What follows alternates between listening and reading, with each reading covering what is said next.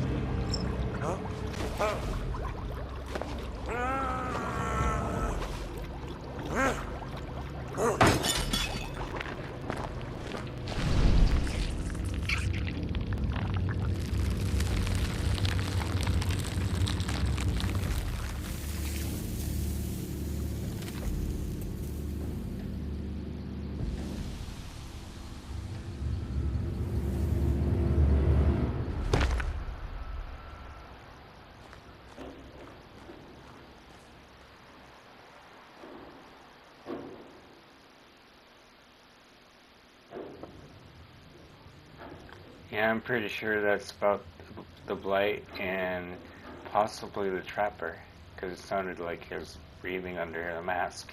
Anyways, let's continue with the next part. In the vast desert of rubble and crumbling columns, he sees a flower. A single flower. He shambles through the ruins and extends his hand into a blurring image. Stem and petals disintegrate before his touch. An illusion. He looks up, and there, another flower. He rushes toward it as the ground beneath his feet shatters. Endlessly he falls through the remnants of lost and forgotten realms. He wants it to stop. He can't take the rush of hot air and the feeling of his organs rising into his mouth. He hits the ground. Ribs jut out of his chest. Jagged bones rip through his fetid skin. Where am I? What is this place? He's in a half-remembered laboratory. He sees an emblem, the company. He remembers the wars, the opium wars. He remembers the prisoners and the experiments and his endless search for doorways into other realms. He found them, just not the way he thought he would. Warm blood pools around him as thousands of decaying prisoners in company fatigues grab and claw at him. This isn't happening.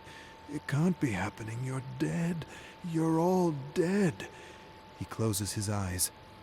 A collective roar, and the prisoners lift him over their heads and toss his broken body into a lightless dungeon. Dark, cold, lonely. He shivers and begs.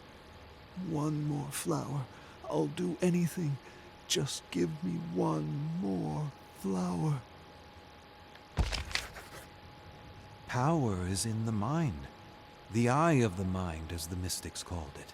The eye that lets us dream and visualize is more than we think it is. Much more. It is a key, and it opens doors. Endless doors. And the key is a secretion. A sacred secretion like a drug to travel within the endless worlds within the swirling chaos that is infinite life. Blasphemy! Take your ideas out of this school. They belong to the devil. He takes his ideas to the company and says the secretion is better than opium. He tells them there is no experience like it, and he calls it the Dragon's Doorway. Makes the high from the poppy seem like Kofser. He remembers the mystics, the unknown mystics, mystics who chant hymns in the hopes they will die with the right vibration. Right vibration? What does it mean to die with the right vibration? It means they believe different vibrations open different doorways to realms unknown. Death opens the doorway, and the dragon carries you away. The company is interested. How would you harvest such an opioid if it's only secreted upon death? I'll find a way. And he does. Only they find him before he can complete his life's work. He vaguely remembers being bludgeoned to death and thrown in a mass grave of corrupting bodies. And he remembers being saved by 9 mystics in thick, dark tunics. Where are the 9 now? What have they done with my research? Why did they try to stop me? Questions, so many questions. Where is my flower? In your mind, he thrusts his fingers into his sockets and tears out his eyes and digs deep into his head, searching for a flower. One flower. Even with no eyes, he can see. It doesn't make any sense. He clambers about the muck and grime. He slips and falls, and suddenly realizes he's clambering over a heap of rotting prisoners and addicts. He pushes through as the groveling men and women beg for more opioids, for tea, for syrup, for opium-laced candies. They make ridiculous promises. Take my house, my money, my children, take everything. Give me more, just a little more. They sound like him. He pushes through a blur of faces he vaguely recollects. Lives ruined, shattered, destroyed. Wasn't his fault. He hears a disembodied voice. Kill them all, and a flower you will have. He stares down at the agonizing men and women and withdraws his cane. Smashes through limbs and skulls furiously. Heads burst open like watermelons. Bones break like dry sticks. He doesn't stop until he stands atop a mountain of flesh, vomit, and gore. Where is it? Where's my flower? Find it! He falls to his knees and digs through the thick sludge of mangled humanity to search for a flower. Finds one. But just as he touches the flower, it withers away and disappears along with the remnants of his past. Talbot. My name is Talbot. He remembers his name as he stares at 9 hooded figures approaching him. He stumbles over a crumbling pillar with strange symbols written in a language he half remembers. He remembers the school, the secret school, and the mystics and the arcane knowledge they were protecting. He was getting too close, and he wasn't ready. Humanity wasn't ready. Knowledge without wisdom leads to self-destruction. He doesn't care about any of that. You condemned me. You all condemned me, left me to wither away. A hooded figure approaches him. You condemned yourself, Talbot. You condemned yourself. The 9 hooded figures disappear as a massive dragon bursts through the ground and peers down at him with dead black eyes. The hideousness of its face transcends anything he's ever read about, seen, or imagined. An ancient evil quickened with dark life. Talbot trembles in a fog of madness that envelops him. The ancient beast lashes out at him, snatches him in its talons, and swallows him whole. Mingled saliva and acid rips through his tunic and burns his skin to the bone. With screams of agony, he slowly disintegrates in a belly full of putrid, rotting death, watching his body and limbs melt into a gory, endless mass. Talbot wakens in a mass graveyard of skeletons and decaying prisoners of the company. He blinks and shakes muck from his hallowed eyes. He vomits everything in his guts and doesn't understand what's happening to him. Nothing makes sense except for his hunger. Please, I will do anything. Give me what I ask, and I am yours. Give it to me. I need it. Vines suddenly burst through the decaying bodies and surround him. Flowers grow and bloom in all their glory. Beautiful golden serum drips like honey wherever his eye can see. He approaches one slowly and is scared to touch it. He extends his hand and touches the flower, and it doesn't wither away. He touches another and another. Nothing happens. He goes to grab the flower, but instead, the flower grabs him. Vines like tentacles burst out and wrap around him and rip through his veins. 9 hooded figures approach him with disapproving looks. Knowledge without wisdom leads to self-destruction. They inch up to him. Be careful what you wish for, Talbot. Be careful what you wish for.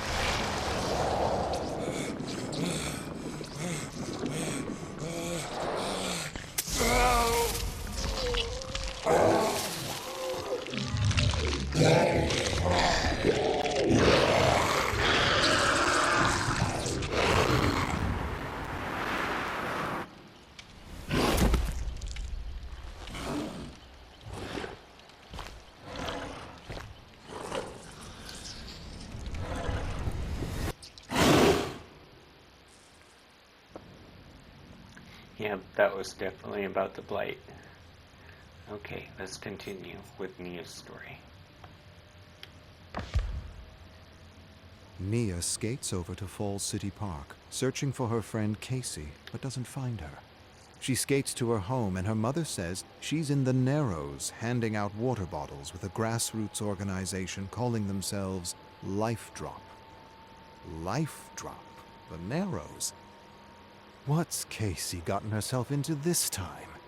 You know Casey, probably some Save the Bees organization that just doesn't understand the way the world works.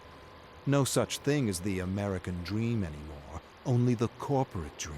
And the corporate dream and the American dream ain't the same thing. She's read about the Narrows.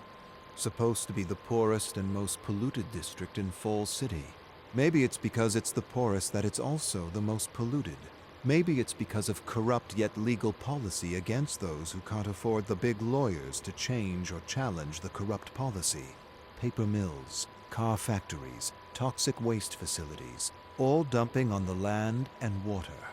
A few politicians set the dollar price to poison the environment, and an entire community of blue-collar workers pay the price, the ultimate price, with their health and lives.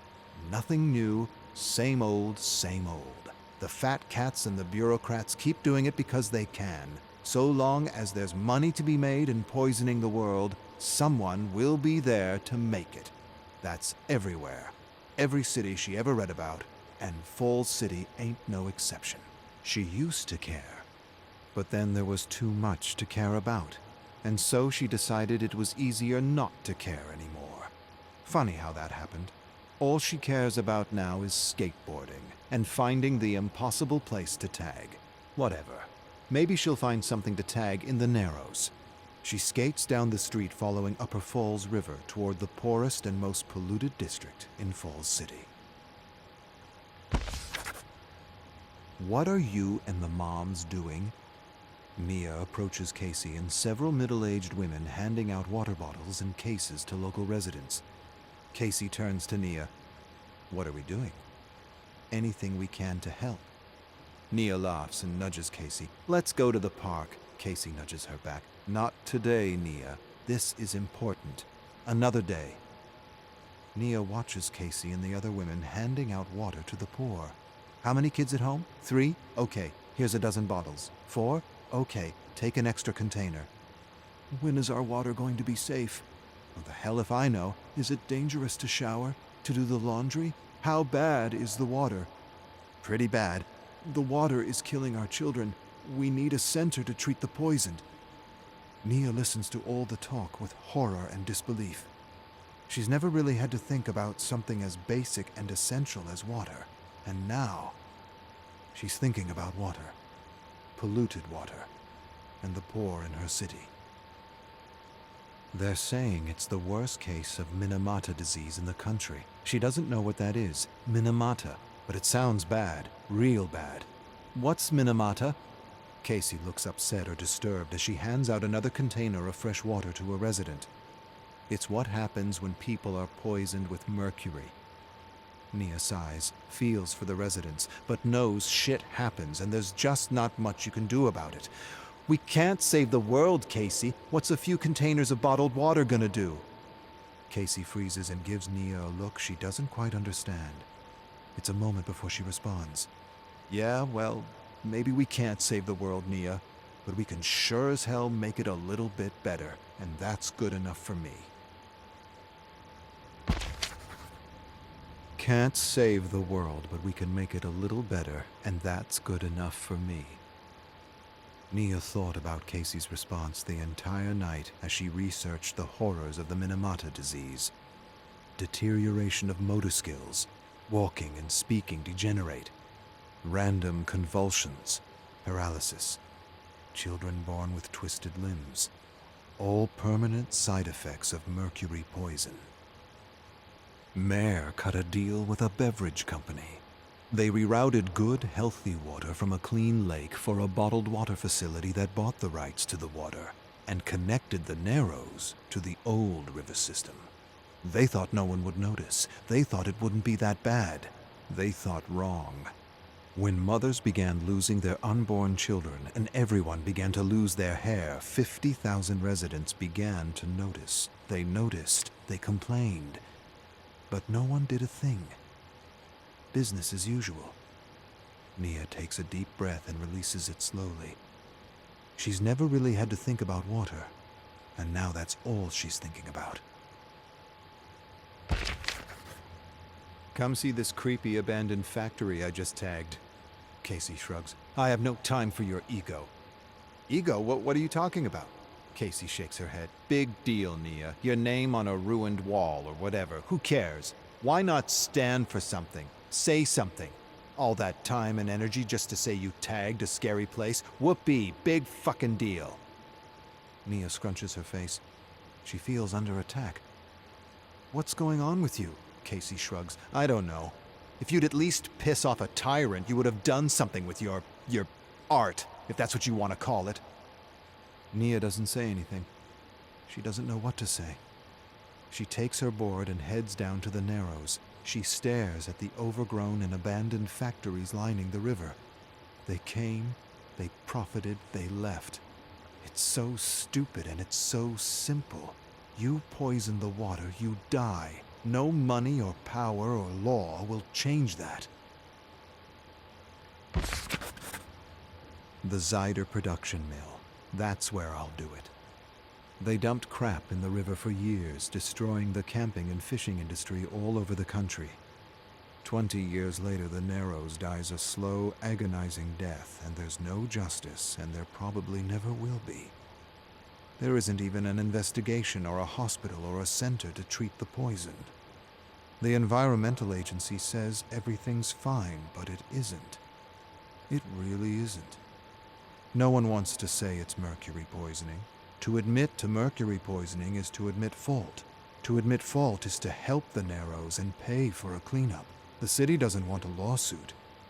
No one is moving or doing anything, and yet children are suffering and dying. Children are suffering and dying, and no one is doing anything, and Nia can't stop thinking about them. It takes a special kind of evil to poison children. Something about the whole thing makes her want to get involved. Real involved, like her friend Casey. Maybe she should tag those so-called public servants who only serve themselves. Nia skates to the side wall of the bottling factory. They make glass and plastic bottles for fresh water and dump their chemicals and poisons in the river. How fucking stupid is this place? How stupid is the city and that bastard of a mayor to allow such a thing? She searches for the perfect spot, the perfect surface to tag. She sees a spot high up in the open. That should annoy them. She sneaks to the front door, sees a camera, spray paints the lens of the camera, begins to tag the wall. They poison water to provide bottles for good water. Absurd, ridiculous, unbelievable. Nia finishes her good work with time and paint to spare. She searches the premises and finds a large white garage door. Smiles.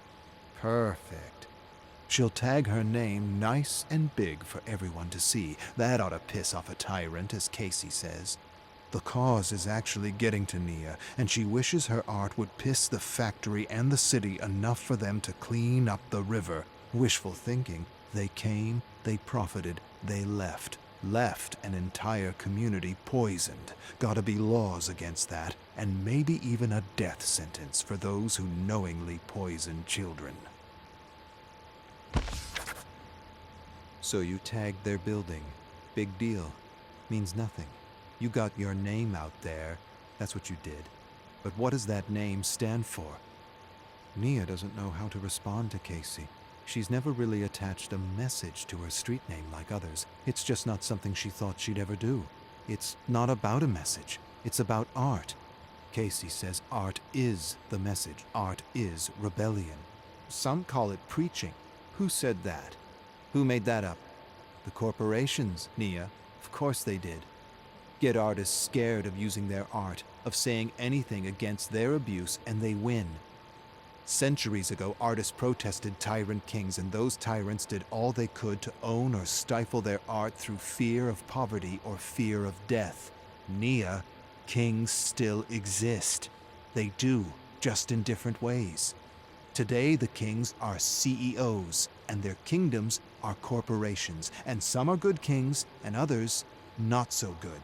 And the not so good ones have found other ways to keep artists in line, scare them in school, tell them not to make a statement, tell them to stand for something, appeal to all, just entertain and inspire, but don't say something.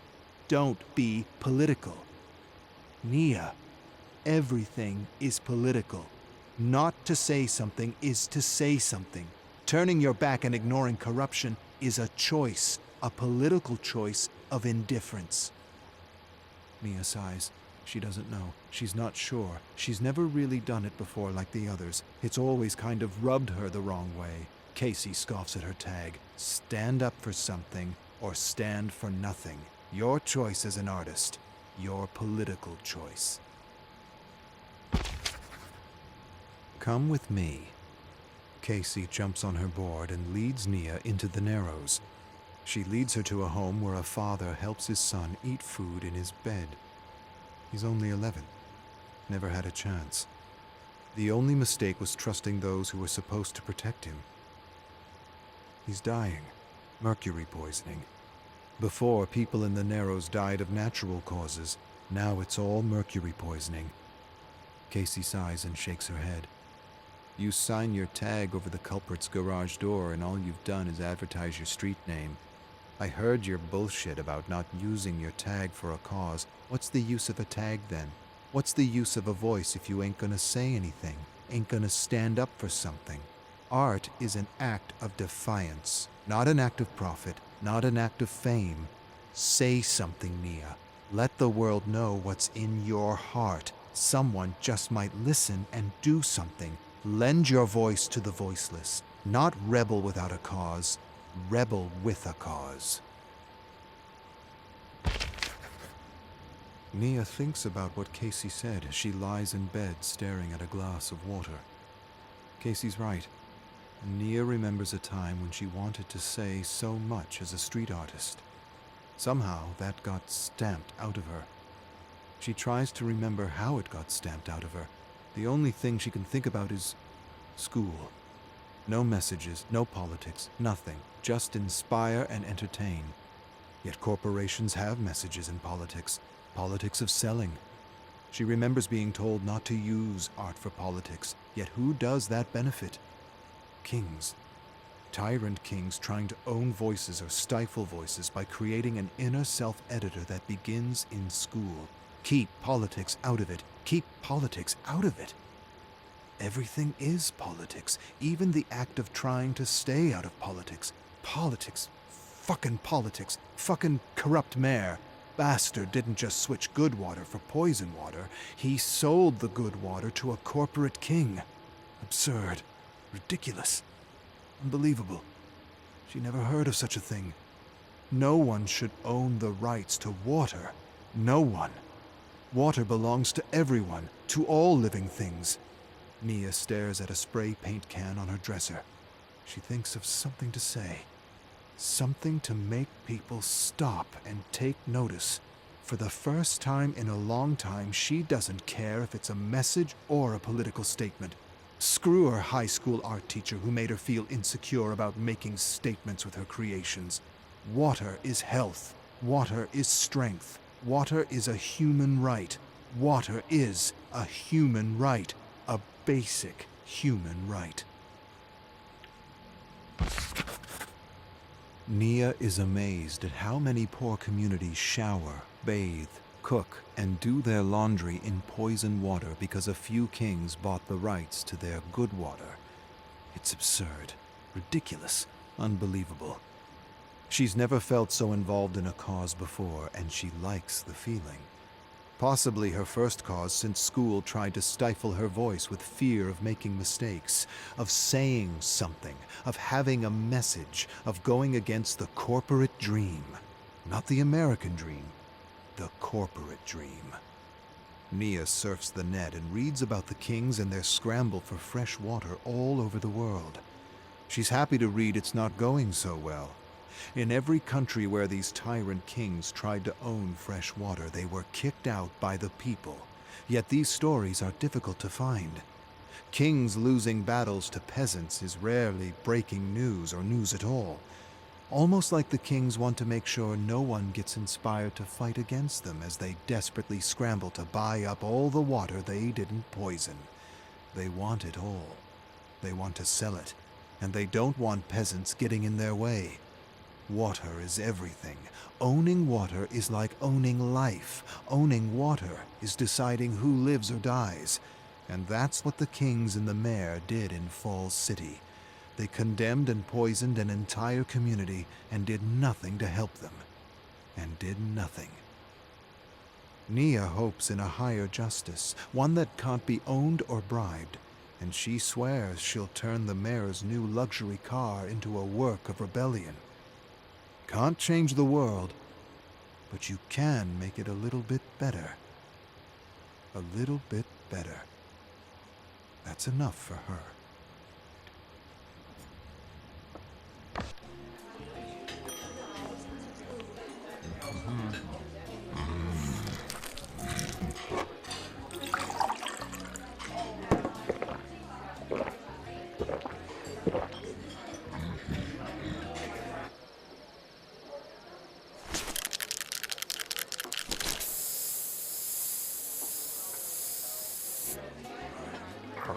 Hey.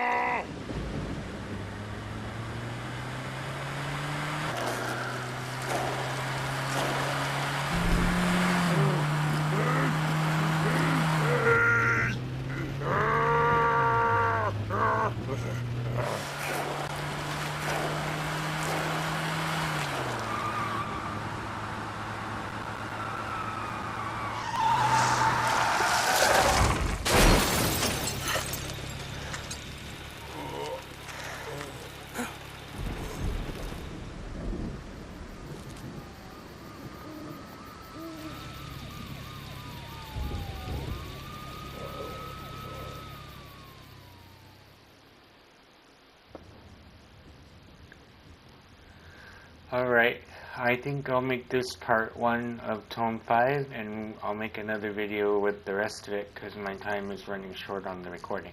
So, take care everybody, and we'll catch you on the next one. Bye for now.